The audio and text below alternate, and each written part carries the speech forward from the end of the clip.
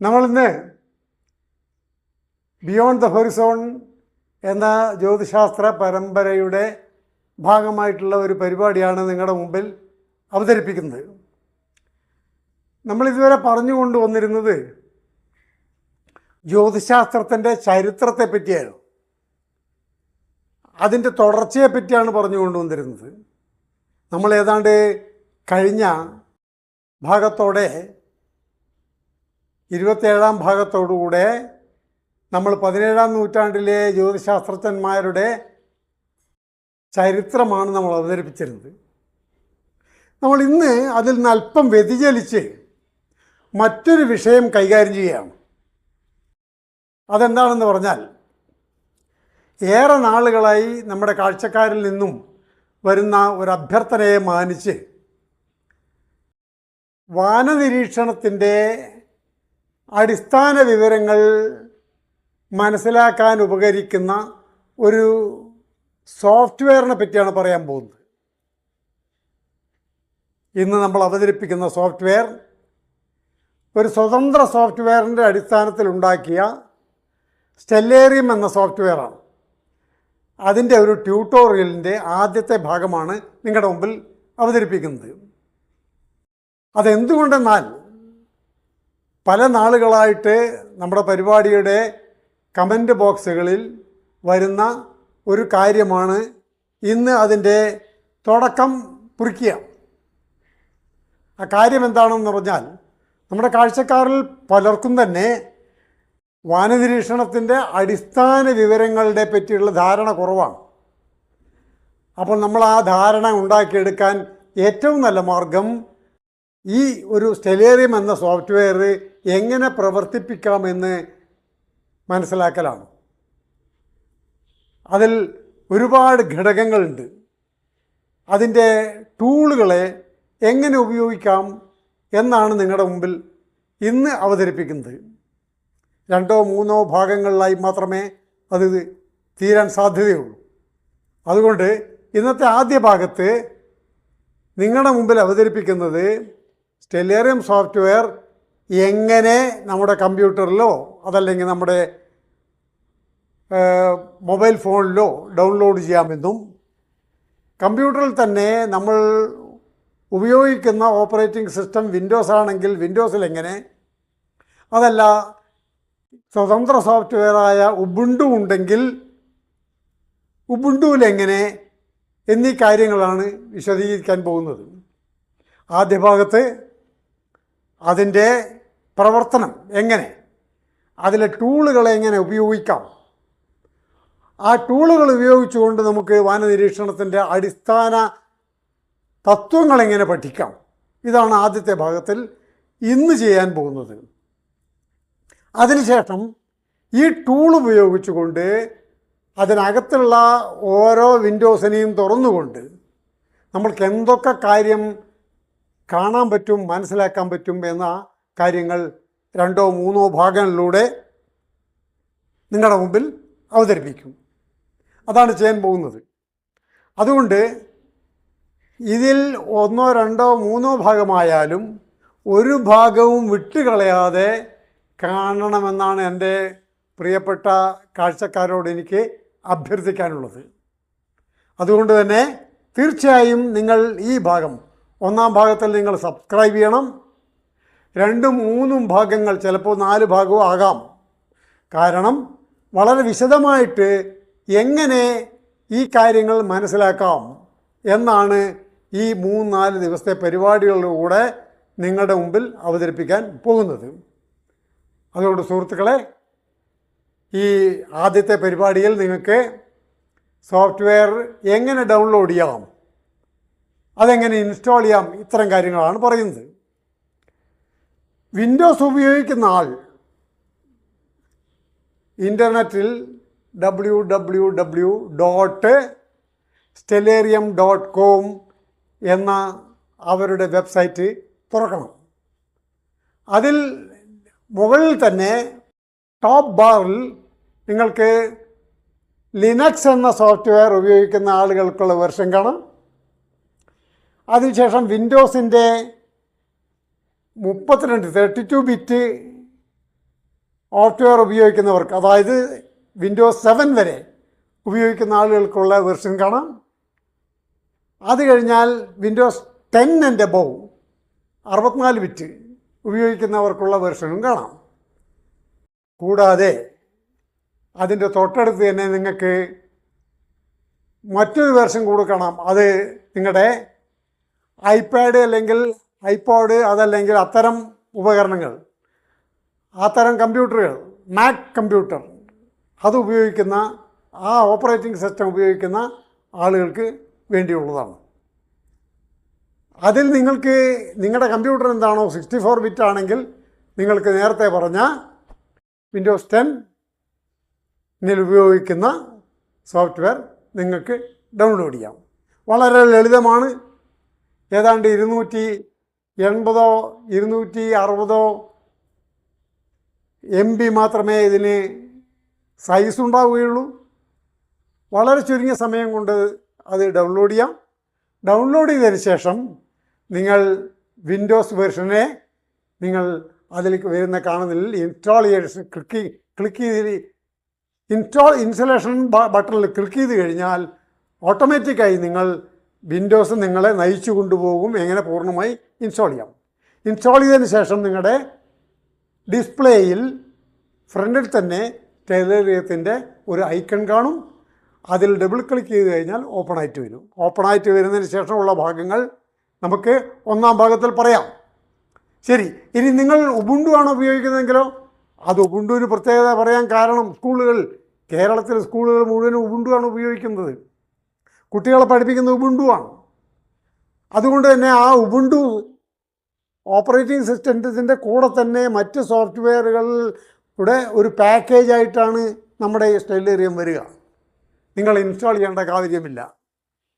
അതിനകത്ത് മറ്റ് സോഫ്റ്റ്വെയർ പാക്കേജിൻ്റെ കൂടെ സ്റ്റെല്ലേറിയം കാണും. അത് ഏറ്റവും ലേറ്റസ്റ്റ് വെർഷനായിരിക്കും. അതിൽ ക്ലിക്ക് ചെയ്ത് കഴിഞ്ഞാൽ ഓപ്പണായി വരും. ഇത്രയും കാര്യങ്ങളാണ് ഞാനിവിടെ മുഖവരിയായിട്ട് നിങ്ങളുടെ പറയാൻ ഉദ്ദേശിച്ചത്. അടുത്തതായിട്ട് ഒന്നാം ഭാഗത്ത് നമുക്ക് സ്റ്റെല്ലേറിയം സോഫ്റ്റ്വെയർ ഓപ്പൺ ചെയ്ത് എങ്ങനെ പ്രവർത്തിക്കുന്നു എന്ന് കാണിച്ചു തരാം. ഈ സ്റ്റെല്ലേറിയം കൂടാതെ ധാരാളം മറ്റ് സോഫ്റ്റ്വെയറുകളുണ്ട്. സ്റ്റാറി നൈറ്റ് ഉണ്ട്, വില കൊടുക്കേണ്ട സോഫ്റ്റ്വെയറാണ്. അതേപോലെ വേറെയും ഒരുപാടുണ്ട്. K-Star എന്ന സോഫ്റ്റ്വെയർ ഉണ്ട്. പക്ഷേ അതിനേക്കാളൊക്കെ മെച്ചപ്പെട്ട ഒരു സോഫ്റ്റ്വെയറായിട്ട് ഇതിനെ കരുതാൻ കാരണമുണ്ട്. ആ കാരണത്തിൽ ഒന്ന് പ്രധാനമായിട്ടും വളരെ റിയലിസ്റ്റിക്കായ ഒരു ആകാശത്തെയാണ് നിങ്ങളുടെ മുമ്പിൽ അത് തരുന്നത്, വളരെ റിയലിസ്റ്റിക്കായിട്ട്.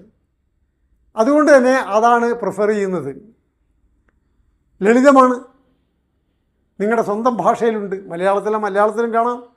ആ ലാംഗ്വേജ് അഡ്ജസ്റ്റ് ചെയ്താൽ മതി. അപ്പോൾ ഇത്തരം കാരണങ്ങൾ കൊണ്ട് സ്റ്റെല്ലേറിയം സോഫ്റ്റ്വെയറിനെ പറ്റിയിട്ടുള്ള ഒരു ട്യൂട്ടോറിയലാണ് ബിയോണ്ട് ദ ഹൊറിസോണിൻ്റെ അടുത്ത പരിപാടികൾ എന്ന കാര്യം ഞാൻ വീണ്ടും നിങ്ങളെ ഓർമ്മിപ്പിക്കുകയാണ്. നമസ്കാരം. സ്റ്റെല്ലേറിയത്തിൻ്റെ പരിചയപ്പെടുത്തുന്ന ഈ വീഡിയോയിൽ ഇതിൻ്റെ ഒന്നാം ഭാഗത്ത് മുഖവുരയിൽ സ്റ്റെല്ലേറിയത്തിൻ്റെ ഒരു പൊതു വിശദീകരണം നിങ്ങൾക്ക് തന്നു കഴിഞ്ഞു. അതോടൊപ്പം തന്നെ സോഫ്റ്റ്വെയറിന്റെ ഉപയോഗവും അതെങ്ങനെ നമുക്ക് ലഭ്യമാക്കാം എന്നുള്ള കാര്യവും പറഞ്ഞു കഴിഞ്ഞു. അത് നിങ്ങൾ ഉപയോഗിക്കുന്ന കമ്പ്യൂട്ടർ വിൻഡോസിന്റെ ആണെങ്കിൽ അതിലെങ്ങനെ ഡൗൺലോഡ് ചെയ്യാം, അതെങ്ങനെ ഇൻസ്റ്റാൾ ചെയ്യാം എന്നുള്ള കാര്യമൊക്കെ പറഞ്ഞു കഴിഞ്ഞു. നമ്മൾ ഉപയോഗിക്കുന്നത് ഉബുണ്ടു ആണെങ്കിൽ, ഞാനിപ്പോൾ എൻ്റെ ഈ ലാപ്ടോപ്പിൽ ഉപയോഗിക്കുന്നത് ഉബുണ്ടു ആണ്. ഉബുണ്ടു ആണെങ്കിൽ ടെലേറിയം അതിനകത്ത് തന്നെ പാക്കേജുകളുടെ കൂടെ ഇൻസ്റ്റാൾ ആയിട്ടുണ്ടാകും. അത് നിങ്ങൾ സിംഗിൾ ക്ലിക്ക് ചെയ്ത് ഓപ്പൺ ചെയ്യുകയേ വേണ്ടൂ. ഈ കാര്യങ്ങളൊക്കെയാണ് മുഖവരിയിൽ നിങ്ങളുടെ മുമ്പിൽ അവതരിപ്പിച്ചത്. ഇവിടെ നിന്നിട്ട് നിങ്ങളോട് പറയാൻ പോകുന്ന കാര്യം, സോഫ്റ്റ്വെയറിന്റെ പൊതുവായിട്ടുള്ള ഉപകരണങ്ങളുണ്ട്, ടൂളുകൾ. അതിൻ്റെ ഇടതുവശത്തെ ബാറിലും പിന്നെ അടിയിലുള്ള ബോട്ടം ബാറിലുമായി നിരവധി ഐക്കണുകൾ ഇവിടെ കാണാം. ആ ഐക്കണുകളെ ഓരോന്നോരോന്നായിട്ട് ആദ്യം പരിചയപ്പെടാം. അത് പരിചയപ്പെട്ടതിന് ശേഷം നമുക്ക് വാനനിരീക്ഷണത്തിന് ഈ ഐക്കണങ്ങളെ എങ്ങനെ ഉപയോഗിക്കാം, വാനനിരീക്ഷണത്തിന് ആവശ്യമായ അടിസ്ഥാന വിവരങ്ങൾ എങ്ങനെ നമുക്ക് ഈ ഐക്കണുകൾ ഉപയോഗിച്ച് മനസ്സിലാക്കാം, ആകാശത്ത് അത് എങ്ങനെ കണ്ടുപിടിക്കാം, അത്തരം കാര്യങ്ങൾ നമുക്ക് പറയാം. 2 or 3 ഭാഗങ്ങളായിട്ടായിരിക്കും ഒരു പക്ഷേ ഇത് നിങ്ങളുടെ മുമ്പിൽ അവതരിപ്പിക്കുന്നത്. അതുകൊണ്ട് താല്പര്യമുള്ളവർ ഈ ഭാഗം തുടങ്ങി അവസാനത്തെ ഭാഗം വരെ ക്ഷമയോടെ കാണണമെന്ന് അഭ്യർത്ഥിക്കുകയാണ്. ഇടയ്ക്ക് വെച്ച് ഏതെങ്കിലും ഒരു ഭാഗം വിട്ടുപോയാൽ പിന്നെ നിങ്ങൾക്കത് കൺഫ്യൂഷൻ ഉണ്ടാക്കും, സങ്കീർണമാവും. അതുകൊണ്ട് ദയവായിട്ട് സബ്സ്ക്രൈബ് ചെയ്ത് കാണുക. കണ്ടാൽ നിങ്ങൾക്ക് നല്ലൊരു വാനനിരീക്ഷകനാവാനുള്ള എന്തെല്ലാം തരത്തിലുള്ള സഹായം അതൊക്കെ തന്നെ നിങ്ങൾക്ക് ഈ 2 or 3 ഭാഗങ്ങൾ കൂടെ കിട്ടും. നമുക്ക് ഇനി തുടങ്ങാം. നമ്മളെ മുമ്പിൽ കാണുന്ന ഡിസ്പ്ലേയിൽ സ്റ്റെല്ലേറിയത്തിന്റെ ഡിസ്പ്ലേ ആണ്. ആ ഡിസ്പ്ലേയിൽ സ്റ്റെല്ലേറിയത്തിന്റെ വൈകുന്നേരത്തെ ആകാശമാണ് കാണിച്ചിരിക്കുന്നത്. ഈ ഭൂമിയും ആകാശവും ചേരുന്ന ഭാഗത്ത് നമ്മൾ ഹൊറൈസൺ എന്നാണ് വിളിക്കുക. മലയാളത്തിൽ ചക്രവാളം എന്ന് പറയും. ആ ചക്രവാളം ഭൂമിയിൽ നിൽക്കുന്ന ഒരാൾക്ക് തലക്ക് മുകളിൽ വലിയ ഒരു കൊട കമഴ്ത്തിയ പോലെയാണ് ആകാശം കാണപ്പെടുക. ഭൂമിയിൽ പോയി ഇത് തെക്ക് ഭാഗമാണ്. ഇത് തെക്ക് പടിഞ്ഞാറ്, തെക്ക് കിഴക്ക്. നമുക്ക് ഇതിനെ എങ്ങനെ വേണമെങ്കിലും തിരിക്കാം. ഈ കർസർ ഉപയോഗിച്ച് നമുക്കിതിനെ ഡ്രൈ ചെയ്യാൻ മതി, വലിച്ചാൽ മതി.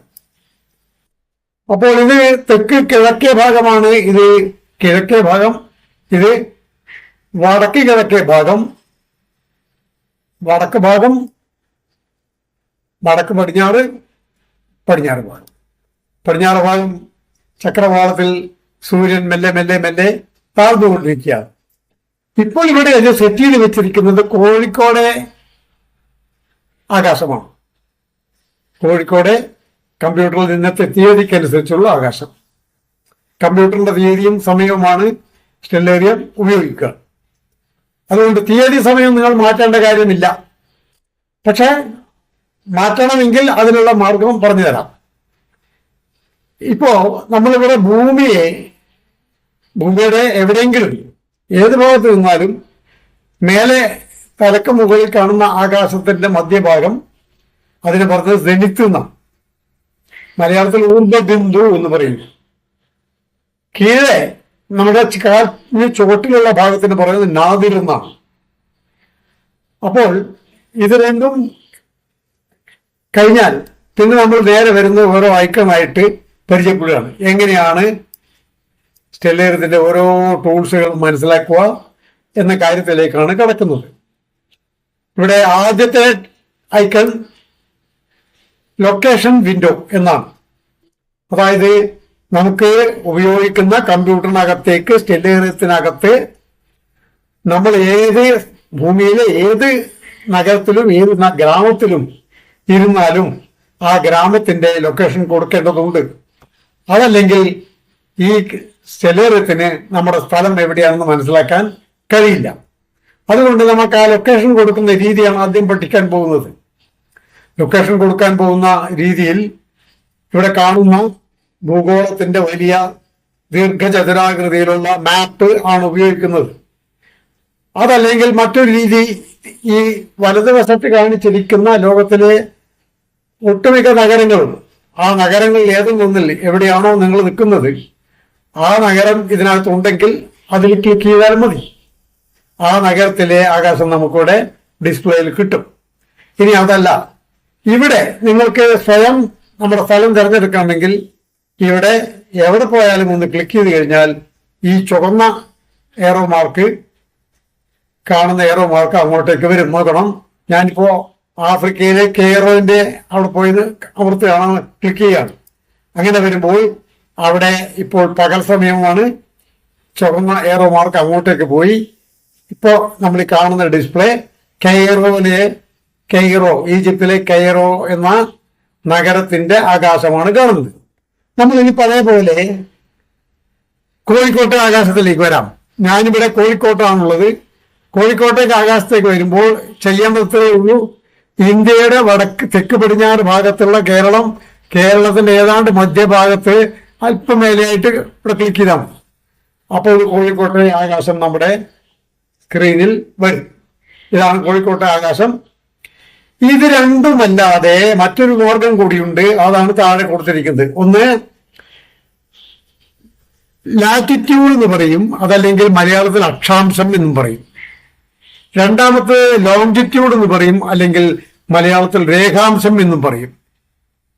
നമ്മുടെ നിൽക്കുന്ന സ്ഥലത്തിന്റെ അല്ലെങ്കിൽ നിങ്ങളുടെ പ്രദേശത്തിന്റെ നേരത്തെ പറഞ്ഞ ലാറ്റിറ്റ്യൂഡും ലോങ്ജിറ്റ്യൂഡും നിങ്ങൾക്ക് അറിയാമെങ്കിൽ, പലർക്കും അറിയാം, കാരണം ഭൂമിശാസ്ത്രം പഠിച്ചവർക്കൊക്കെ ഇതെന്താണെന്ന് നന്നായിട്ട് അറിയാം.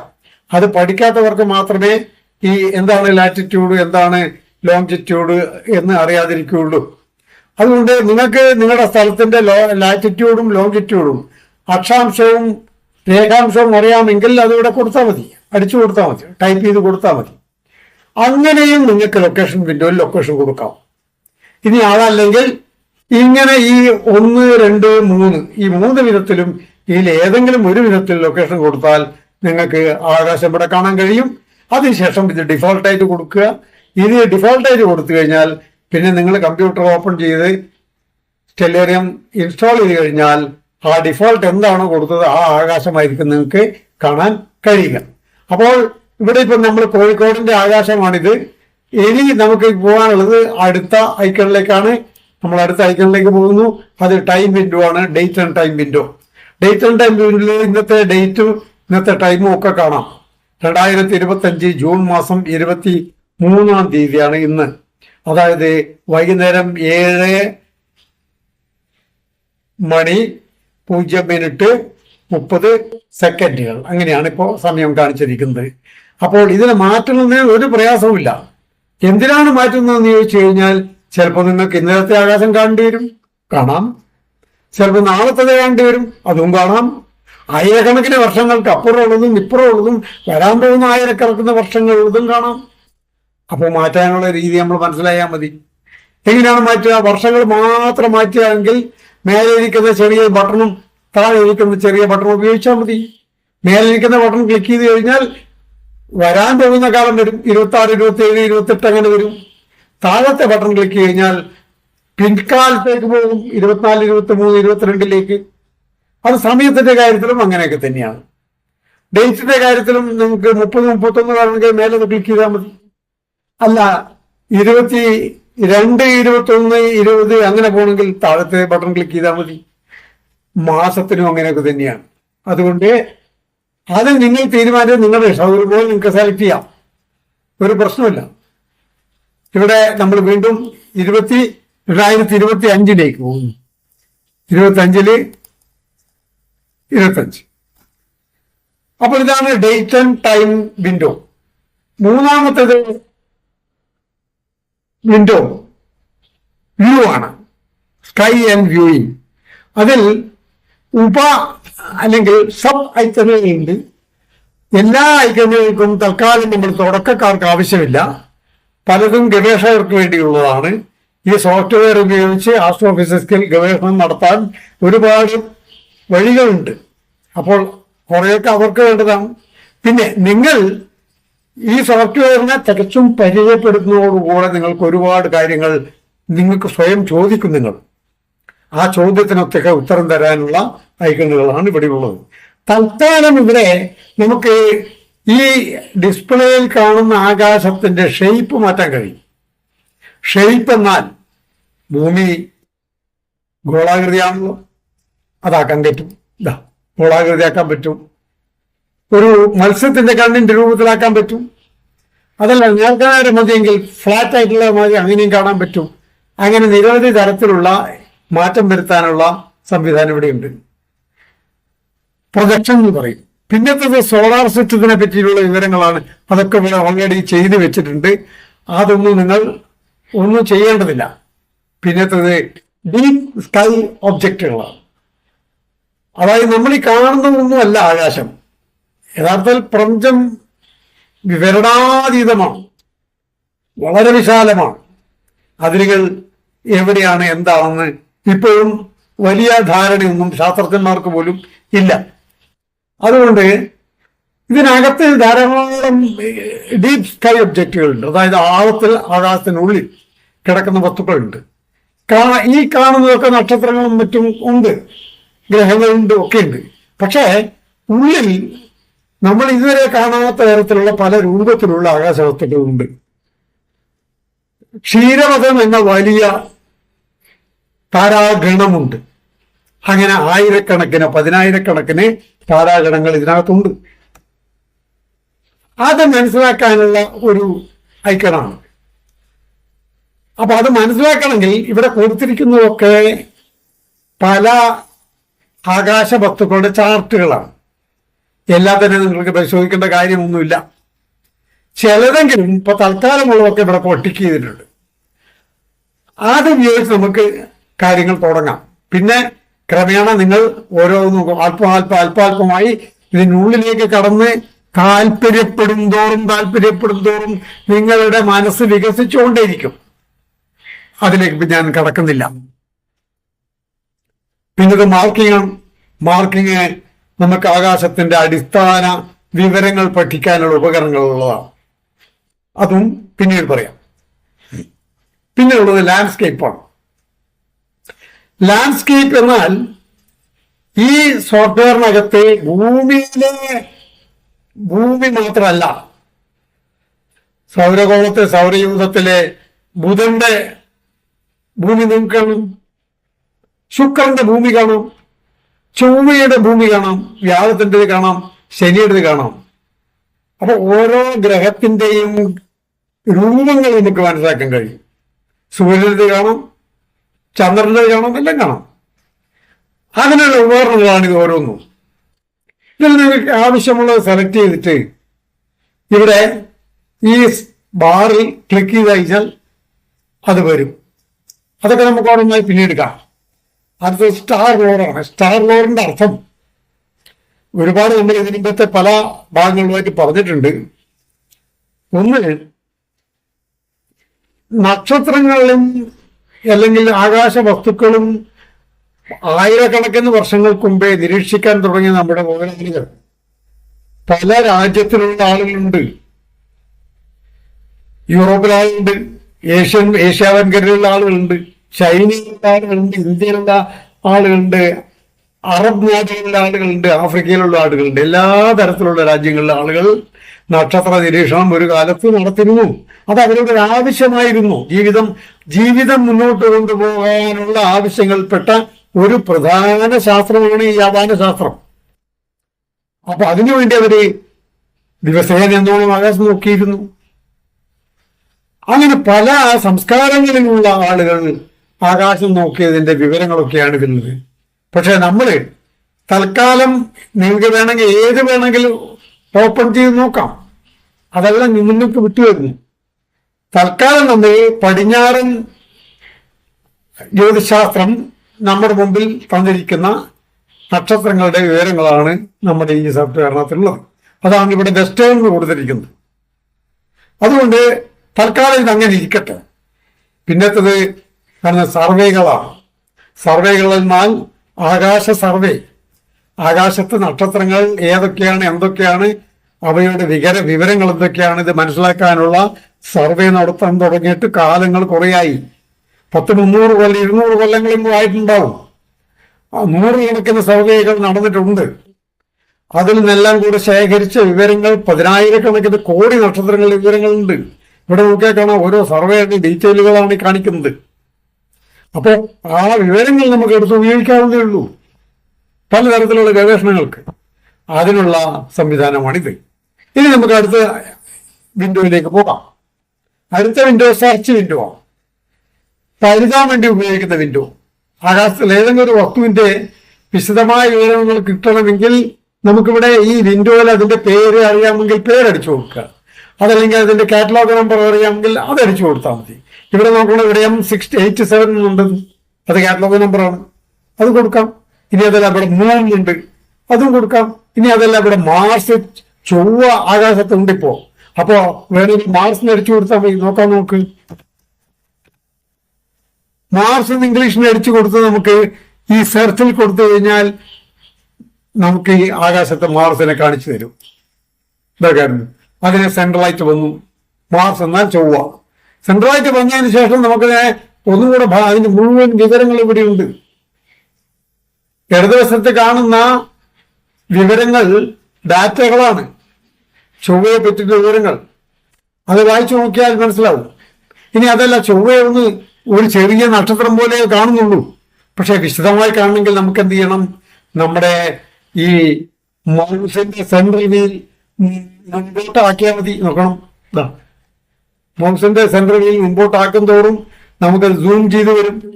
മാർസ്, ചൊവ്വയുടെ ഉപരിതലത്തിലുള്ള ചിത്രമാണ് ഈ കാണുന്നത്. ഇങ്ങനെ ഏത് ഗ്രഹത്തിന്റെയും നമുക്ക് കാണാൻ കഴിയും. പക്ഷെ ഒരു കാര്യം ഇതിൽ പറയുന്നത്, ചിലതും നമുക്ക് കാണാൻ കഴിയില്ല. കാരണം വളരെ വിദൂരമായ വസ്തുക്കളെ കൃത്യമായ രൂപം എന്താണെന്ന് നമുക്കറിയാൻ പ്രയാസമാണ്. ബാക്കിയെല്ലാം നമുക്ക് കാണാൻ കഴിയും. അപ്പോൾ ഇത് വളരെ നല്ലൊരു ടൂളാണ്. നോക്കണം, സെർച്ച് ടൂൾ. അപ്പൊ സെർച്ച് ടൂൾ വെച്ചിട്ട് നിങ്ങൾക്ക് ആകാശ വസ്തുക്കളുടെ വിവരങ്ങൾ കണ്ടുപിടിക്കാനുള്ള ഉപകരണമാണ് അർത്ഥം. പിന്നത്തെ കൺഫിഗറേഷൻ വിൻഡോ ആണ്. കൺഫിഗറേഷൻ വിൻഡോ എന്നാൽ ഈ വിൻഡോക്കകത്ത് ഒരുപാട് സബ് വിൻഡോകൾ ഉണ്ട്, സബ് ഐക്കൺസ്. ഒന്ന് മെയിൻ, രണ്ടാമത് information, extra, time, tool, script, plugin. ഇതിൽ ഒട്ടുമിക്ക ഐക്കണും നിങ്ങൾക്ക് ആവശ്യമുള്ളതല്ല. ഇനി വേണമെങ്കിൽ അതിനുള്ളിൽ എന്താ ഒളിഞ്ഞു കിടക്കുന്നതെന്ന് ശരിക്കും മനസ്സിലാവണമെങ്കിൽ നിങ്ങൾക്കൊന്ന് പരിശോധിച്ച് നോക്കാം. ഞാനിവിടെ എല്ലാം പറയാൻ ഉദ്ദേശിക്കുന്നത് കാരണം അത്യാവശ്യത്തിന് ശരീരം കൊണ്ട് വാനനിരീക്ഷണം നടത്താനുള്ള രീതികൾ പറഞ്ഞ് മനസ്സിലാക്കുക എന്നാണ് ഈ ഒരു പരിപാടി കൊണ്ട് ഉദ്ദേശിക്കുന്നത്. സമയം നമ്മുടെ കയ്യിൽ അതിന് മാത്രം ഉണ്ടാവില്ല. വേണമെങ്കിൽ നമുക്ക് പിന്നെയും കൂടെ ഭാഗങ്ങൾ ആവശ്യക്കാര് ഇത് കണ്ട് പോരായെന്ന് തോന്നുകയാണെങ്കിൽ കമന്റ് ബോക്സിൽ ഇടുകയാണെന്ന് നമുക്ക് വീണ്ടും പരിശോധിക്കാം. അത് കുഴപ്പമില്ല. ഇപ്പൊ തൽക്കാലം ഇതിൽ രണ്ട് കാര്യങ്ങൾ കാണിക്കാം. ഒന്ന്, സ്ക്രിപ്റ്റ്. സ്ക്രിപ്റ്റ് ക്ലിക്ക് ചെയ്ത് കഴിഞ്ഞാൽ ഇടത്തെ ഭാഗത്ത് നമുക്ക് ഒരുപാട് കാര്യങ്ങൾ എഴുതിയിരിക്കുന്നത് കാണാം. Analemma, Bennett, best NGC, binocular highlights, bino sky, constellation tool. അത് വളരെ പ്രധാനപ്പെട്ടതാണ്. ആകാശത്തുള്ള അന്താരാഷ്ട്ര ജ്യോതിശാസ്ത്ര യൂണിയൻ തരംതിരിച്ചു വെച്ചിട്ടുള്ള 88 കോൺസ്റ്റലേഷൻസ് ഉണ്ട്. ഇതൊക്കെ നമ്മൾ പറഞ്ഞതാണ്. അതിന്റെ ക്ലാസ്സുകൾ ഇപ്പൊ നമ്മൾ യൂട്യൂബിൽ കൊടുത്തുകൊണ്ടിരിക്കുകയാണ്. ഏതാണ്ട് 38ഓളം കോൺസ്റ്റലേഷൻസ് കഴിഞ്ഞു. ബാക്കി ഇനി 51 ഉണ്ട്, അതിനി വരും. അപ്പോ കോൺസ്റ്റലേഷനെ ഒന്ന് നന്നായി കാണണമെന്ന് ആഗ്രഹിക്കുന്നവർക്ക് ഇത് കൊടുത്താൽ മതി. അത് കൊടുത്തു കഴിഞ്ഞാൽ ആകാശത്തുള്ള 88 കോൺസ്റ്റലേഷൻ കാണാൻ കഴിയും. ഖഗോളത്തിൽ 360 ഡിഗ്രി ആകാശത്തുള്ള 88 കോൺസ്റ്റലേഷൻസ് നിങ്ങൾക്ക് കാണാൻ കഴിയും. അതിനു വേണ്ടിയുള്ളതാണ്. ഡബിൾ സ്റ്റാർസ്, പിന്നെ ഭൂമിയുടെ രൂപങ്ങൾ, അങ്ങനെ നിരവധി. പിന്നെ ഇതിനകത്ത് ഏറ്റവും പ്രധാനമായിട്ടുള്ളതൊന്നുമല്ല. പ്രധാനമായിട്ടുള്ളത് ഒന്ന്, ചന്ദ്രഗ്രഹണം കാണാം. ഭാഗിക ചന്ദ്രഗ്രഹണം പോരാ, പൂർണ്ണ ചന്ദ്രഗ്രഹണം കാണാം. പിന്നെ സൂര്യഗ്രഹണം കാണാം, സൂര്യനെ കാണാം, സൂര്യഗ്രഹണം കാണാം. ഏതെല്ലാം തരത്തിലുള്ള അർദ്ധ സൂര്യഗ്രഹണം കാണാം. പിന്നെ ആനുവൽ എക്ലിപ്സ് കാണാം, ഒക്കെ കാണാം. അപ്പൊ അതൊക്കെ ഇതുവരെ നമ്മൾ കാണാത്ത ചില കാര്യങ്ങളായതുകൊണ്ട് പലർക്കും താല്പര്യമുണ്ടാകും. അത് സെലക്ട് ചെയ്തിട്ട് ഈ കാണുന്ന ബട്ടൺ ക്ലിക്ക് ചെയ്ത് കഴിഞ്ഞാൽ അങ്ങോട്ടേക്ക് പോകും. എന്നിട്ട് അത് അവസാനിപ്പിക്കുന്നത് ഈ ബട്ടണില്ല. അതാണ് ഇതിന്റെ കാര്യം. അപ്പോൾ നമുക്ക് ഇപ്പോ അത്യാവശ്യത്തിനുള്ള കാര്യങ്ങൾ ഇവിടെ ഈ വിൻഡോയിലുള്ളത് നമ്മൾ പറഞ്ഞു കഴിഞ്ഞു. അടുത്ത ഭാഗത്തേക്ക് പോവുകയാണ്. അടുത്ത ഭാഗം നമുക്ക് ഈ ഭാഗം നിങ്ങൾക്ക് വലിയതിന് ആവശ്യമുള്ളതല്ല. കാരണം ഇതൊക്കെ വാസ്തവം പറയുകയാണെങ്കിൽ ജ്യോതിശാസ്ത്രം പഠിക്കുന്ന ആളുകൾക്ക് ചില കാൽക്കുലേഷൻസ് നടത്താൻ വേണ്ടിയുള്ളതാണ്. ഇപ്പോ ഒരു ഉദാഹരണം പറയാം. ഇപ്പൊ നമുക്ക് ആകാശത്ത് 2 ഗ്രഹങ്ങൾ കാണാൻ കഴിയും. ഒന്ന് ചൊവ്വ കാണാൻ കഴിയും, ബുധനെയും കാണാൻ കഴിയും. അപ്പൊ ഈ ചൊവ്വയുടെയും ബുധന്റെയും സഞ്ചാര പഥങ്ങൾ, അവയുടെ രേഖാംശം, ഇന്നത്തെ രേഖാംശം,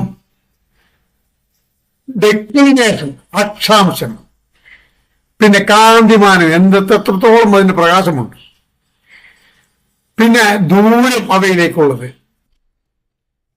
എലിവേഷൻ, എലോങ്ങേഷൻ, ഇങ്ങനെ നിരവധി കാര്യങ്ങൾ വാസ്തവം പറയുകയാണെങ്കിൽ കുറേ കൂടെ ആഴത്തിൽ ജ്യോതിശാസ്ത്രത്തെ പറ്റി മനസ്സിലാക്കുന്ന ഒരാൾക്ക് കണ്ടുപിടിക്കാനും കണക്ക് കൂട്ടാനൊക്കെ ഉള്ള സംവിധാനത്തിനാണ് ഈ ഒരു ഉപകരണം വെച്ചിരിക്കുന്നത്. അതിലേക്ക് ഞാനിപ്പോൾ തൽക്കാലം പോകുന്നില്ല. താല്പര്യമുള്ള ആളുകൾ ഓരോന്നോരോന്നായിട്ട് എടുക്കണം, എന്നിട്ട് സംശയം ചോദിക്കണം. അതാ നല്ലത്. അതുകൊണ്ട് നമ്മൾ അടുത്ത ഐക്കണിലേക്ക് പോകണം. അടുത്ത ഐക്കൺ ഹെൽപ്പ് എന്തുവാണ്? ഹെൽപ്പിന്റെ ഒരുപാട് കാര്യങ്ങൾ പറഞ്ഞു തരുന്നുണ്ട്. അതൊന്ന് പരിശോധിക്കുക, ആവശ്യമുള്ള കാര്യങ്ങൾ അതിനകത്ത് എടുക്കുക. ഇനി നമ്മൾ ബോട്ടം ഇതിലേക്ക് പോയി കഴിഞ്ഞാൽ, ബോട്ടം ഐക്കണുകളിലേക്ക് പോയി കഴിഞ്ഞാൽ ആദ്യം വരുന്നത് കോൺസ്റ്റലേഷൻ ലൈൻസ് ആണ്. അതായത് നേരത്തെ പറഞ്ഞ 88 കോൺസ്റ്റലേഷനുകളെ എങ്ങനെയാണ് വേർതിരിച്ചിരിക്കുന്നത്, വേലി കെട്ടി തിരിച്ചിരിക്കുന്നത് ആകാശത്ത്, അത് കാണിക്കുന്ന വരകളാണ് കൊടുത്തിരിക്കുന്നത്. നോക്കണം, അത് ക്ലിക്ക് കഴിഞ്ഞാൽ വര എന്താ വരുന്ന നോക്കണം. കാണാം, ഇവിടെ നിങ്ങളുടെ മുമ്പ് തന്നെയുണ്ട് ചിങ്ങം രാശി. ഇതാണ് ചിങ്ങം രാശി. തലയെടുപ്പുള്ള ഒരു സിംഹത്തിന്റെ രൂപം, തലകുത്തിയാണെന്ന് മാത്രമേ ഉള്ളൂ. അതിനകത്താക്കാം, കുഴപ്പമില്ല. ഇവിടെ ഒരു നദിയുണ്ട്. നദിയുടെ പേര് എരിഡാനസ്. ഇതാ വളഞ്ഞു പൊളഞ്ഞ ഒരു നദി. അതുപോലെ ഇവിടെ നമുക്ക് സപ്തർഷികൾ എന്ന പ്രസിദ്ധമായ നമ്മുടെ നക്ഷത്രഗണം ഉത്തരഭാഗത്തുണ്ട്. ഇതിന് ഓരോന്നിനെയും പേര് മനസ്സിലാക്കണമെങ്കിലോ വളരെ എളുപ്പമാണ്. രണ്ടാമത്തെ ഐക്കണിൽ പോവാം. ഇവിടെ പേര് എഴുതിയിട്ടുണ്ട്, കണ്ടോ? സപ്തർഷികൾക്ക് ഉർസ മേജർ എന്നാണ് പേര്. ചിങ്ങൻ രാശിക്ക് ലിയോ എന്നാണ്. ഇവിടെ മറ്റൊരു ചെറുചിങ്ങമുണ്ട്, ലിയോ മൈനർ. ഇത് ലിയോ മേജറും. ഇത് ഹൈഡ്ര എന്ന സർപ്പമാണ്. ഇത് സെക്കൻഡ്സ് എന്ന ഗണമാണ്. അങ്ങനെ പേരുകളെല്ലാം തന്നെ ഇവിടെ കാണാം. വെറുതെ നിങ്ങൾ ഡ്രാഗ് ചെയ്താൽ മതി, ആകാശത്തിന് ഏത് ഭാഗത്തേക്കും പോകാം. ഇനി ഭൂമിയുണ്ട്. ഭൂമി വേണ്ട, ഭൂമി എടുത്തിട്ട് നമുക്ക് ഭൂമി കടിയിലുള്ള ഗണങ്ങളെയും ഒരേ സമയത്ത് കാണണം എന്ന് ആഗ്രഹിക്കുകയാണെങ്കിൽ നിങ്ങൾ ഇവിടെ ക്ലിക്ക് ചെയ്താൽ മതി. ഇതാ ഭൂമി പോയി. മൊത്തം ഭൂഗോളത്തിലുള്ള മുഴുവൻ ഗണങ്ങളെയും നമുക്ക് കാണാൻ കഴിയും. ശരി, ഇത് യഥാർത്ഥത്തിൽ ഇത് ആകാശത്തെ 1930-കളിൽ അന്താരാഷ്ട്ര ജ്യോതിശാസ്ത്ര യൂണിയന്റെ നിർദ്ദേശപ്രകാരം ഒരു ബെൽജിയൻ ജ്യോതിശാസ്ത്രജ്ഞനായ യൂജിൻ ഡെല്ലാപോർട്ടെ എന്ന ആളാണ് ഇതിനെ വേലി കെട്ടി തിരിച്ചത്. ഇതിനു മുമ്പ് ഉണ്ടായിരുന്ന ഗണങ്ങളൊക്കെ ഒരേ പേരിൽ തന്നെ പല രൂപത്തിലുള്ള ഗണങ്ങളുണ്ടായിരുന്നു, പൗരാണികന്മാർ കണ്ടുപിടിച്ചത്. പക്ഷെ അതൊക്കെ ഒരുപാട് സങ്കീർണതകൾ ജ്യോതിശാസ്ത്ര വിദ്യാർത്ഥികൾക്കും സാധാരണക്കാർക്കും ഉണ്ടാക്കിയതോടെയാണ് 1920-കളിൽ ഇങ്ങനെ ഒരു പ്രവൃത്തി തുടങ്ങിയത്. എല്ലാ ഗണങ്ങളുടെയും ഏകീകരിച്ച് കൂടുതലുള്ളവ എടുത്തു കളഞ്ഞു, പുതിയത് കൂട്ടിച്ചേർത്തു. ഒക്കെയാണ് 88 ഇപ്പോൾ അന്താരാഷ്ട്ര ജ്യോതിശാസ്ത്ര യൂണിയൻ അംഗീകരിച്ചിട്ടുണ്ട്. ഈ 88 ഗണങ്ങളിൽ നക്ഷത്രങ്ങളിൽ എന്തൊക്കെയാണെന്ന് ചോദിച്ചു കഴിഞ്ഞാൽ മനുഷ്യന്റെ കണ്ണുകൾ കൊണ്ട് കാണാൻ കഴിയുന്ന നക്ഷത്രങ്ങൾ മാത്രമേ എടുത്തിട്ടുണ്ടാവുകയുള്ളൂ. അതിൽ കൂടുതലുള്ള, അതിൽ കുറഞ്ഞ പ്രകാശമുള്ളവ നമുക്ക് കാണാൻ കഴിയില്ല. അപ്പൊ നിങ്ങൾ എന്നോട് ചോദിക്കും, ഇതിനകത്ത് അവിടെ ഇവിടെയൊക്കെ വേറെയും കുറെ നക്ഷത്രങ്ങൾ ഉണ്ടല്ലോ എന്ന്. ശരിയാണ്. അവ ഒരു പക്ഷേ ആകാശത്ത് പോയി നോക്കിക്കഴിഞ്ഞാൽ താഴെ നിങ്ങൾ ഗ്രൗണ്ടിൽ ഇവിടെ ഡിസ്പ്ലേയിൽ ചിലപ്പോൾ കാണുന്നുണ്ടാവും, ഗ്രൗണ്ടിൽ ചിലപ്പോൾ കാണില്ല എന്ന് വരും. കാരണം അവയുടെ കാന്തിമാനം നമ്മുടെ കണ്ണിന് പറ്റാത്തതാണ്. നമുക്ക് പരമാവധി കാണാവുന്ന കാന്തിമാനം 6 വരെയാണ്.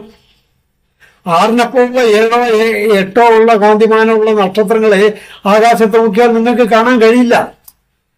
ഒരു ശരാശരി മനുഷ്യന്റെ കണ്ണിന്റെ കഴിവ് 6-ാം കാന്തിമാനമുള്ള നക്ഷത്രം പിന്നെ പരമാവധി ഇനി അതിൽ അല്പം കൂടെ കഴിവില്ല. എല്ലാവരും ഒരേ കഴിവുള്ളവരായിരിക്കില്ലല്ലോ.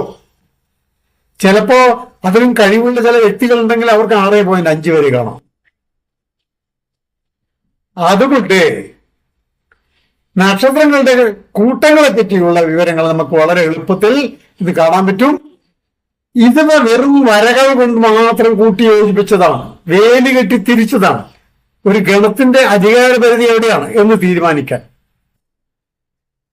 ഇതിനു മുമ്പേ പലതരത്തിലുള്ള മാറ്റങ്ങൾ ഉണ്ടായിരുന്നു. ചില ഗണത്തിനകത്ത് അക്കാലത്ത് ഇല്ലാത്തവയെ ഇപ്പൊ കൂട്ടിച്ചേർത്തിട്ടുണ്ട്. ചിലതിൽ ഇപ്പൊ ഉള്ളവയെ പണ്ട് ഇല്ലാത്തവയെ മാറ്റിവെച്ചിട്ടുണ്ട്. നോക്കാം, നമുക്കിവിടെ ഒരു കാര്യം നോക്കാം. ഇവിടെ കേട്ടോ, ഇത് നമ്മുടെ വളരെ പ്രസിദ്ധമായ ഒരു ഗണമാണ് പറയുന്നത് സ്കോർപ്പിയസ്. മലയാളത്തിൽ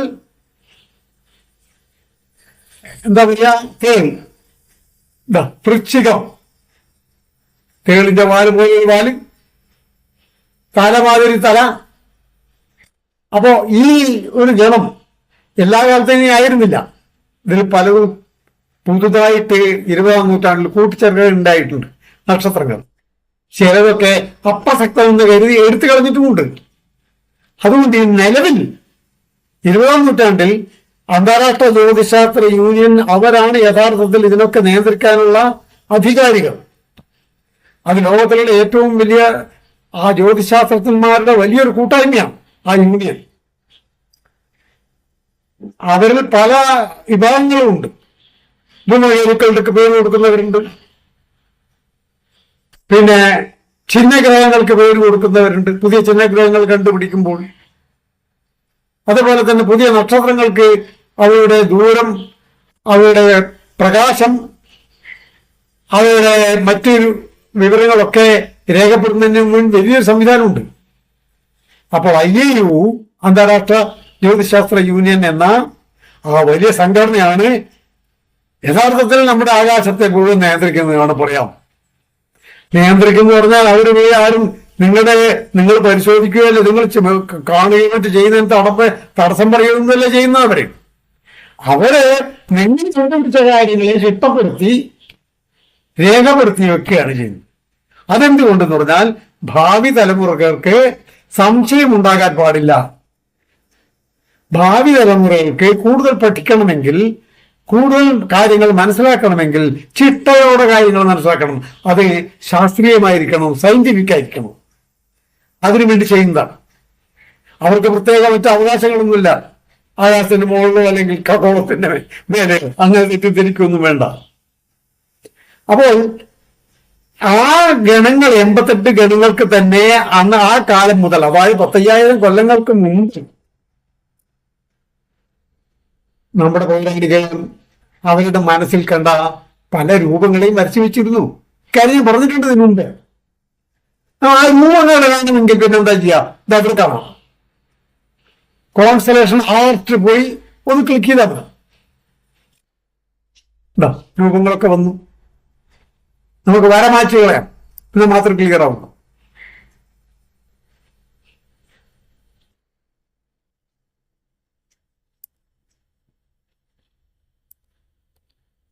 പേര്, രൂപങ്ങൾ, എല്ലാ രൂപത്തിന്റെ കൂടെയും പേരുണ്ട്. ഇവ നേരത്തെ നമ്മള് ഭൂമിയിലുള്ള പേരുള്ള വസ്തുക്കളെയായിരുന്നു നോക്കുന്നത്. ഇത് ഭൂമിക്കടിയിലുള്ള വസ്തുക്കൾ കൂടിയുണ്ട്, അത് നമുക്ക് കളയാം. തൽക്കാലം ആകാശത്തുള്ള വസ്തുക്കൾ എല്ലാ ഭാഗത്തും, ആകാശത്തിന്റെ ഏത് ഭാഗത്തും ഈ പറയുന്ന പോലെ ഗണങ്ങളുണ്ട്. എല്ലാം നമുക്ക് മനസ്സിലാക്കാൻ കഴിയും. അതാണിപ്പോൾ ഈ 2-3 ഐക്കൺ കൊണ്ട് നമ്മൾ പഠിച്ചത്. അടുത്ത 2 ഒന്ന് നേരത്തെ പറഞ്ഞ അക്ഷാംശവും രേഖാംശവും. നമുക്കിപ്പോ കാണാൻ കഴിയുന്നത് ഇക്വിറ്റോറിയൽ ഗ്രിഡാണ്. ഇക്വിറ്റോറിയൽ ഗ്രിഡ് എന്ന് പറഞ്ഞാൽ ഭൂമിക്ക് ഒരു മധ്യരേഖയുണ്ട് എന്നുള്ള കാര്യം നമുക്കറിയാമല്ലോ. സാങ്കല്പിക രേഖ, അതിന് പറയുന്നതാണ് ഇക്വേറ്റർ. ആ ഇക്വേറ്ററിൽ നിന്ന് കൃത്യം മധ്യഭാഗത്തു നിന്ന് ഓരോ ഡിഗ്രി ആയിട്ട് ഉത്തര ഖഗോളത്തിലേക്കും മധ്യഭാഗത്തിൽ നിന്ന് ഓരോ ഡിഗ്രി ആയിട്ട് ദക്ഷിണ ഖഗോളത്തിലേക്കും സാങ്കല്പിക രേഖകൾ അല്ലെങ്കിൽ സാങ്കല്പിക വൃത്തങ്ങൾ ഉണ്ടാക്കി വെച്ചിട്ടുണ്ട്. അവയ്ക്കാണ് നമ്മൾ ലാറ്റിറ്റ്യൂഡ് അല്ലെങ്കിൽ അക്ഷാംശം എന്ന് പേരിട്ട് വിളിക്കുന്നത്. അപ്പൊ അക്ഷാംശം അറിയാൻ ഈ ഒരു ഐക്കൺ ക്ലിക്ക് ചെയ്താൽ അതേപറ്റിയുള്ള വിശദവിവരങ്ങൾ നിങ്ങൾക്ക് ഓരോന്നായി പിന്നീട് പറഞ്ഞു തരും. ശരി, രണ്ടാമത്തേത് രേഖാംശമാണ്. ആ രേഖാംശത്തിന്റെ കാര്യങ്ങളാണ് ഇവിടെ വരച്ചിരിക്കുന്ന പച്ച നിറത്തിൽ. അതിൽ നിങ്ങൾക്ക് ഇതിന്റെ വിശദാംശങ്ങൾ നമുക്ക് അടുത്ത ഏതെങ്കിലും ഒരു ഭാഗത്ത് തീർച്ചയായിട്ടും വിശദീകരിച്ചു തരും. കാരണം അത് മനസ്സിലാക്കിയാൽ മാത്രമേ വാനനിരീക്ഷണത്തിന് എളുപ്പമാകൂ. അതുകൊണ്ട് പിന്നെ നേരത്തെ കാണിച്ച ഭൂമിയുടെ അധിവശവും ഭൂമിക്ക് മേൽവശവും, ഇത് ആകാശം, ഭൂമി കീഴ്വശത്തുള്ള വസ്തുക്കളെ കാണണമെങ്കിലാണ് ഇവിടെ ക്ലിക്ക് ചെയ്താൽ. പിന്നെ വരുന്നത് അന്തരീക്ഷമാണ്. അന്തരീക്ഷം മാത്രം കാണണമെങ്കിൽ നിങ്ങൾ ഇവിടെ ക്ലിക്ക് ചെയ്ത് കഴിഞ്ഞാൽ അന്തരീക്ഷം കാണും. അന്തരീക്ഷത്തിൽ ഒരു ഗുണം, നക്ഷത്രങ്ങൾ കുറെ കൂടെ പ്രകാശമുള്ളതായി തീരും. കാരണം അന്തരീക്ഷത്തിൽ നിങ്ങൾ എടുത്തു കളയും. ഒരു കാര്യം ഓർക്കണം, സൂര്യനിൽ നിന്ന് വരുന്ന വെളിച്ചമായാലും നക്ഷത്രത്തിൽ നിന്ന് വെളിച്ചമായാലും മറ്റേതൊരു പ്രകാശ സ്രോതസ്സായാലും അവ നമ്മുടെ അന്തരീക്ഷത്തിലേക്ക് വരുമ്പോഴേക്കും ഒരു വലിയ വിഭാഗം തടയപ്പെടും. നമുക്ക് കിട്ടുന്നത് ഒരു 40-45% മാത്രമേ വരുള്ളൂ. ബാക്കി അന്തരീക്ഷം വിഴുന്നു. ഉദാഹരണം പറയാം, നക്ഷത്രങ്ങളും സൂര്യനും ഒക്കെ വൈദ്യുത കാന്തവർണ്ണരാജിയിലുള്ള ഏറ്റവും ശക്തമായ തരംഗം മുതൽ ഏറ്റവും ബലഹീനമായ തരംഗം വരെ പുറപ്പെടുവിക്കുന്നുണ്ട്. ശക്തമായ തരംഗങ്ങളാണെങ്കിൽ അപകടകാരികളാണ്, മനുഷ്യവംശത്തിന് അപകടകാരികളാണ്, ഭൂമിയിലെ ജീവജാലങ്ങൾക്ക് അപകടമാണ്. അവ ഒട്ടുമിക്ക തരംഗങ്ങളും അപകടകാരിയായ അത്തരം തരംഗങ്ങൾ ഭൂമിയുടെ അന്തരീക്ഷത്തിനുള്ള മേൽഭാഗത്തുള്ള പല വാതകങ്ങളും അവിടെ തടഞ്ഞു കളയും. ഭൂമിയിലെ ഉള്ളിലേക്ക് അവ പ്രവേശിക്കുകയില്ല. അതുകൊണ്ടാണ് ഭൂമിയിൽ മനുഷ്യരാശിക്ക് വലിയ പ്രയാസമില്ലാതെ നിലനിൽക്കാൻ സാധിക്കുന്നത്. അതല്ലെങ്കിൽ എന്നോ പൂർണ്ണമായും കഴിഞ്ഞു പോയനെ. അതായത് ഏറ്റവും തരംഗ ദൈർഘ്യം കുറഞ്ഞ ഗാമ രശ്മികൾ മുതൽ അത് കഴിഞ്ഞു കഴിഞ്ഞാൽ രണ്ടാമത്തെ ഏറ്റവും തരംഗ ദൈർഘ്യം കുറഞ്ഞാണ് എക്സ്റേ രശ്മികൾ. നമ്മുടെ ആശുപത്രിയിൽ ഉപയോഗിക്കുന്ന എക്സ്റേ കിരണങ്ങൾ. അത് കഴിഞ്ഞാലുള്ളത് പിന്നെ വരുന്നത് അൾട്രാവയലറ്റ് തരംഗങ്ങളാണ്. പിന്നെയാണ് നമ്മുടെ കണ്ണിൽ കാണാൻ കഴിയുന്ന വളരെ കുറച്ച് ദൃശ്യപ്രകാശരശ്മി ഉള്ളത്. ആ ദൃശ്യപ്രകാശരശ്മി വളരെ കുറച്ച് ഭാഗം മാത്രമേ ഉള്ളൂ. അത് കഴിഞ്ഞാൽ പിന്നെ ഉണ്ടാവുന്നത് ഇൻഫ്രാറെഡ് കിരണങ്ങളാണ്. അത് മനുഷ്യന് കാണാൻ കഴിയില്ല. ഇൻഫ്രാറെഡ് കിരണങ്ങൾ കഴിഞ്ഞാൽ പിന്നെ റേഡിയോ കിരണങ്ങളാണ്. അത് കഴിഞ്ഞാൽ പിന്നെ മൈക്രോവേവുകളാണ്. ഇങ്ങനെ ആ കിരണങ്ങളൊക്കെ ഭൂമിയിലേക്ക് വരുന്നുണ്ട്. പക്ഷേ മൊത്തം ആകാശത്ത് കൂടെ കടന്നു വരുന്ന ഈ പ്രകാശരശ്മിയിൽ ഒട്ടുമിക്കവയെയും ആകാശം വിഴുങ്ങിക്കളയും. മൊത്തം പ്രകാശത്തിന്റെ 40-45% മാത്രമേ ഭൂമിയുടെ ഉപരിതലത്തിൽ എത്തുന്നുള്ളൂ. അതുകൊണ്ടാണ് നമുക്ക് ഇവിടെ അന്തരീക്ഷം നമ്മൾ എടുത്തു കളഞ്ഞാൽ നക്ഷത്രങ്ങൾ തെളിച്ചമുള്ളതായി കാണപ്പെടുന്നത്.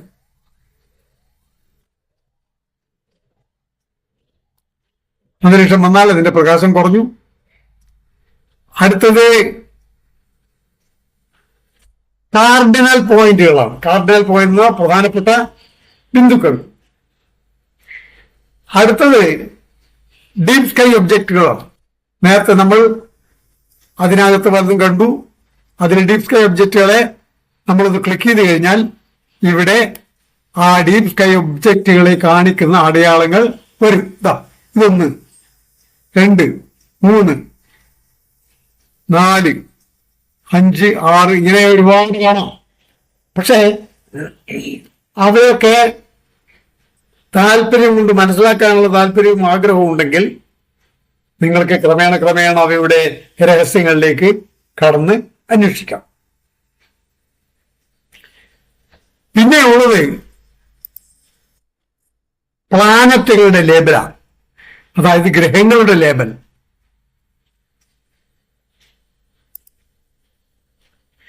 ഗ്രഹങ്ങൾ ഇന്നത്തെ നിലയിൽ നമുക്ക് കാണാൻ കഴിയുന്ന ഗ്രഹങ്ങൾ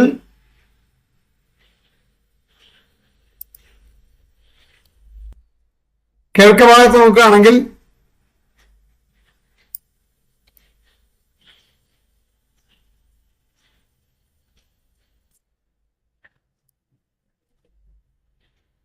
പടിഞ്ഞാറ് ഭാഗത്ത് ഏതെങ്കിലും ഉണ്ടോ നോക്കാം.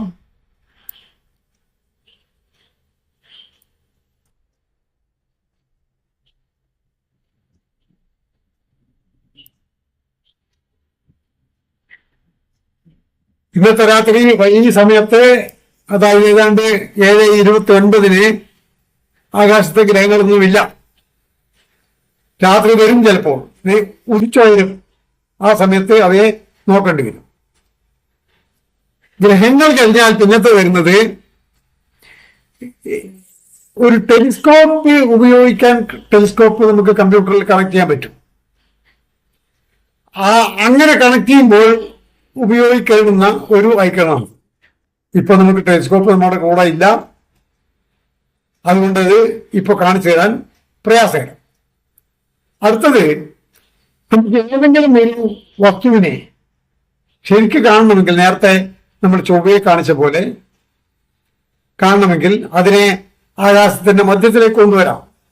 മധ്യത്തിലേക്ക് കൊണ്ടുവന്നതിന് ശേഷം നമുക്ക് നമ്മുടെ മൗസിന്റെ സെൻട്രൽ പോയിന്റ് കൊണ്ട് അതിനെ മുൻപോട്ടോ ആക്കി വലുതാക്കാനും ചെറുതാക്കാനും അല്ലെങ്കിൽ സൂം ചെയ്യാനും കുറക്കാനും കഴിയും. അതിനുള്ള സംവിധാനമാണിത്, ഈ മധ്യത്തിലുള്ള പോയിന്റ്, സെൻട്രൽ പോയിന്റ്.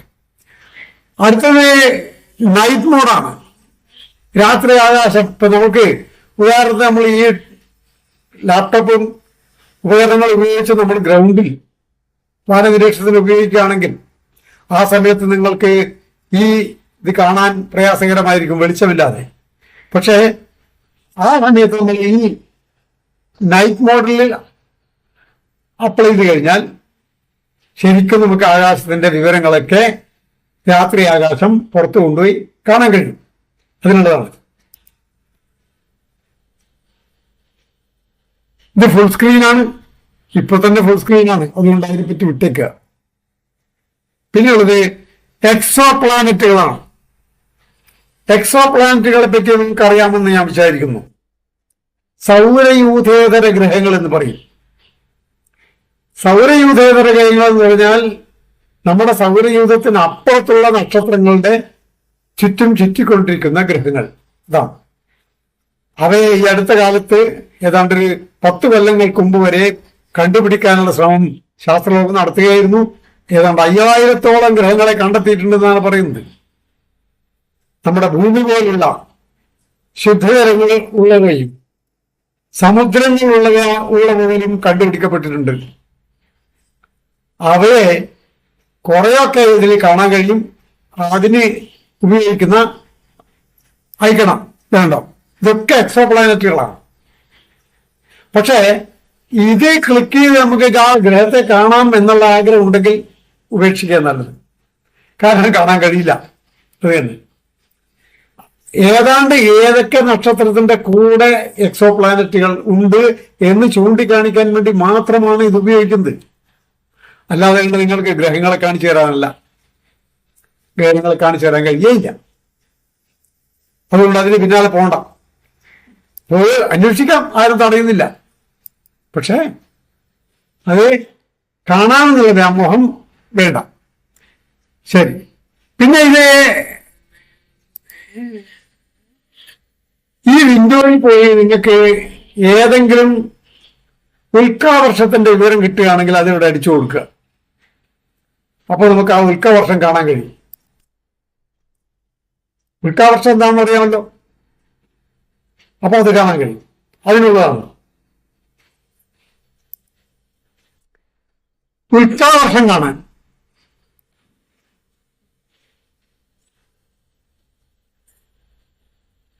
ഇതാണ് മെറ്റിയോഷവേഴ്സ്, ഉൽക്കാവർഷം. ജൂൺ മാസം, നവംബർ മാസങ്ങളിലൊക്കെ ഉൽക്കാവർഷം ഉണ്ടാവും. ഉൽക്കാവർഷം ഉണ്ടാകുന്നതിന്റെ രഹസ്യം അത് യഥാർത്ഥത്തിൽ ധൂമകേതുക്കൾ വന്നു പോയതിന് ശേഷം അവയുടെ വാൽ അവശേഷിക്കും ആകാശത്ത്. ധൂമകേതുക്കൾ ആകാശത്തിൽ സൂര്യനെ പ്രദക്ഷിണപ്പെക്കുവാൻ വരികയാണല്ലോ. അങ്ങനെ വരുമ്പോൾ അവ സൂര്യന്റെ ഏതാണ്ട് അടുത്ത്, ചൊവ്വയ്ക്കും സൂര്യനും ഇടയ്ക്ക് വരുമ്പോഴേക്കും അതിനകത്തുള്ള ഹിമകണങ്ങൾ ചൂട് പിടിച്ച് ബാഷ്പീകരിച്ച് അതിന്റെ കൊമ അല്ലെങ്കിൽ തലഭാഗത്ത് നിന്ന് സൗരവാദത്തിന് വിരുദ്ധ ദശയിലേക്ക് വാലുണ്ടാവും. അതാണ് നമ്മൾ കാണുന്ന വാൽ നക്ഷത്രത്തിന്റെ വാല്. പക്ഷെ ആ വാലിനകത്ത് മുഴുവൻ വസ്തുക്കളായിരിക്കും. പൊടിപടങ്ങൾ, ചെറിയ ചെറിയ പാറകഷ്ണങ്ങൾ, ഐസിന്റെ പരലുകൾ, വാതകങ്ങൾ, പലതരം വാതകങ്ങൾ ഇതൊക്കെ ഉണ്ടാവും. അതിങ്ങനെ വിട്ടേച്ചു പോകും.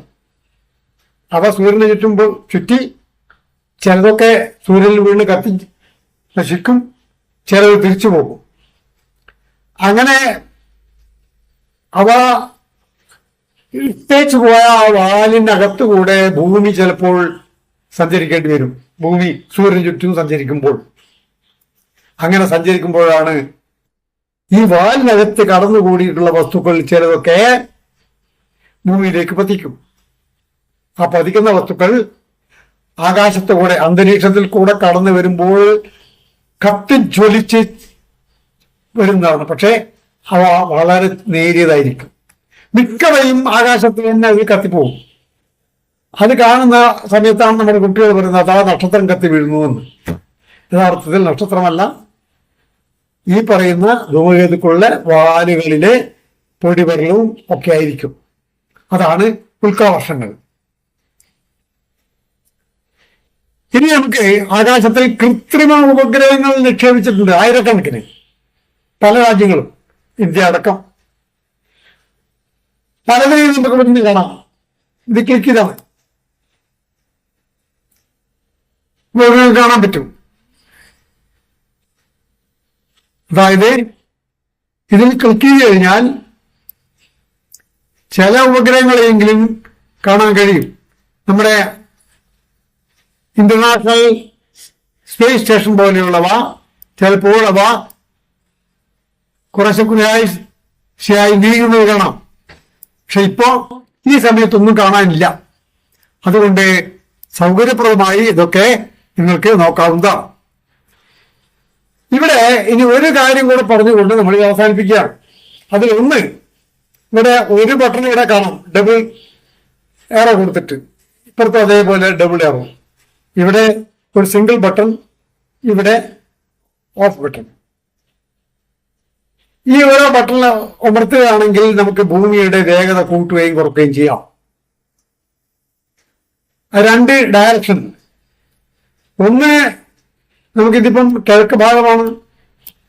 ഒന്ന് നമ്മൾ അമർത്തുമ്പോൾ കിഴക്ക് ഭാഗത്തുനിന്ന് പടിഞ്ഞാറോട്ടേക്ക് ഭൂമി പോകും. ഇപ്പൊ നോക്കാം, ഇത് അമർത്തി കഴിഞ്ഞാൽ ഇങ്ങോട്ടാ പോകും നോക്കാം. ഇപ്പൊ ഇത് അമർത്തിയാൽ യഥാർത്ഥത്തിൽ ഭൂമി പടിഞ്ഞാറുന്ന് കിഴക്കോട്ട് തിരിയാണ്. നോക്കോ, ഇതാ പടിഞ്ഞാറുന്ന് കുറച്ചായിട്ട് ആകാശം പൊന്തി വരിക. പടിഞ്ഞാറ് ഭാഗം ആകാശം പൊന്തി വരുന്നു. ഇത് നമുക്ക് പലപ്പോഴും കുട്ടികൾക്ക് പഠിപ്പിച്ചു കൊടുക്കാൻ വേണ്ടി ഈ ഒരു തന്ത്രം ഉപയോഗിക്കാം. നിന്നു നിർത്താൻ വേണ്ടിയാണ് ഈ ഘട്ടം. ശരി, ഇപ്പുറത്തോ ഇത് പ്രസ് ചെയ്ത് കഴിഞ്ഞാൽ ആകാശം കിഴക്കിൽ നിന്ന് പടിഞ്ഞാറോട്ട് നീങ്ങും. ഇതാ ഇത് കിഴക്കാൻ കുറച്ചായിട്ട് ആകാശം മേലോട്ട് പോകുന്നതാണ്. അങ്ങനെ ഈ 2-3 ബട്ടൺസും ഉപയോഗിക്കാം. അവസാനമായിട്ടിത് ടെലിഗ്രഫിന്റെ പവർ ഓഫ് ബട്ടണാണ്. ഇത് പ്രസ് ചെയ്ത് കഴിഞ്ഞാൽ, ക്ലിക്ക് ചെയ്ത് കഴിഞ്ഞാൽ ടെലിഗ്രാം ക്ലോസ് ആവും.